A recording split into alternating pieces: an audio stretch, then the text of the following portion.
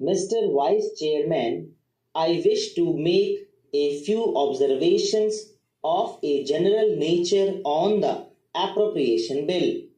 I know that this is an appropriation bill and not the finance bill, but perhaps it is permissible to make a reference to the policies which underlie this bill.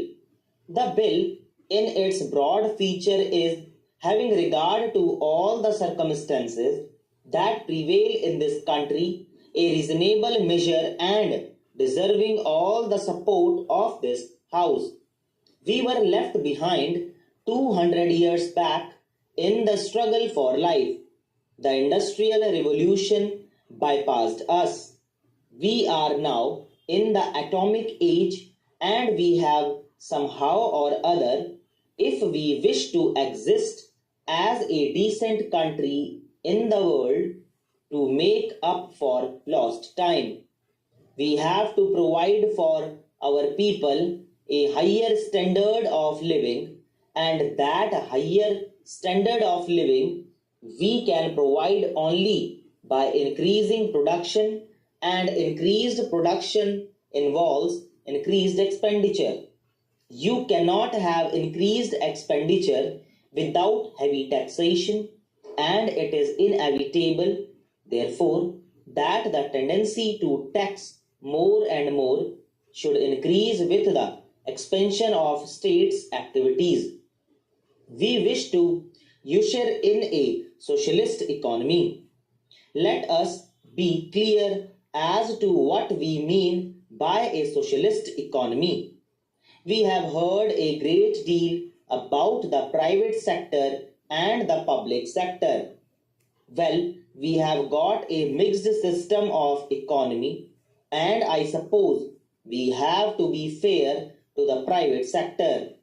But there is just one thing about it that you must be clear about. In a socialist economy, the direction of investment and the control of investment must rest in the hands of the state. In a socialist economy, the public sector must dominate the private sector. All this is vital for a socialist economy.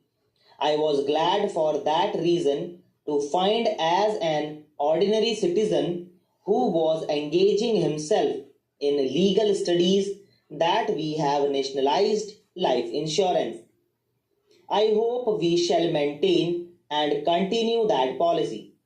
I can see no alternative to expansion of state activity in all directions that concerns the common man.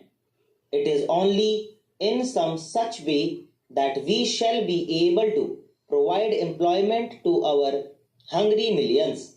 Of course, it does not mean that every tax is a good tax. As one who rather likes to be described as a socialist, I have a little objection to indirect taxation. I think the better way to deal with the problem of taxation is to tax those who are in a position to bear the burden of taxation.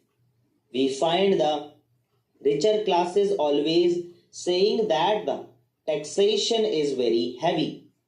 Even if the taxation was moderate, they would say it was heavy. But it is extraordinary that when once a tax of a direct nature has been levied, the industry is able ultimately to adjust itself to the conditions imposed by the tax, and therefore we have to do a little dynamic thinking in these matters. It does not mean that every item of taxation is a right item. Personally, I agree with my honorable friend that a tax on salt or a tax on food grains is not perhaps an ideal tax. It is not a right tax, and it should be levied, if it has to be levied at all, with extreme moderation. but my general point of view is that I would favor more direct taxation and less indirect taxation. May I just say that planning needs trained personnel. We cannot, in the 20th century, compete with the advanced countries of the world without trained personnel, and it is for that reason I am a little worried, as one who has been connected with education for well over 35 years in my state, about the rapid fall in our university standards. Now I speak with some knowledge of this question. I have been connected as an examiner with many Indian universities. I know them. I am in contact with our young men, and it is very painful for me to find that they are not able to express themselves today in any language whatever. It is not as if they are able to express themselves very well in Hindi. I should be happy if they were able to express themselves well in Hindi, but the distressing feature is that the vast majority of our students are not well up in their studies, and the tragedy is that they are not able to express themselves in any language properly. Of course, there is overcrowding in the universities. I am not complaining against this overcrowding, and I think education is the birthright of every student. I visualize a time when education in all its aspects will be as free as the air that we breathe. The only thing that we should require or we should demand is the capacity to profit by higher education. Higher education must not be made too expensive for the poor.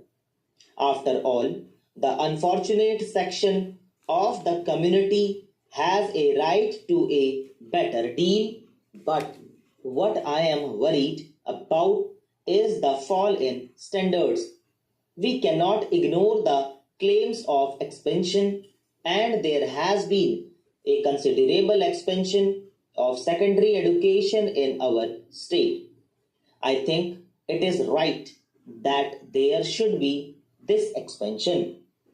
The question, however, is how are we going to reconcile the claims of expansion with the claims of efficiency? I am all in favor of diversification of our educational system, but by mere diversification of education, you will not be able to solve the problem of unemployment among the educated unemployed. You will merely substitute a class of specialist unemployed for the general unemployed today. How are you going to tackle this problem? I think it is unnecessary for us to insist upon uniformity of standards in all our higher educational institutions in the country. The view has also been put forward by the ministry that there should be uniformity of standards in all the universities. दोस्तों इसी के साथ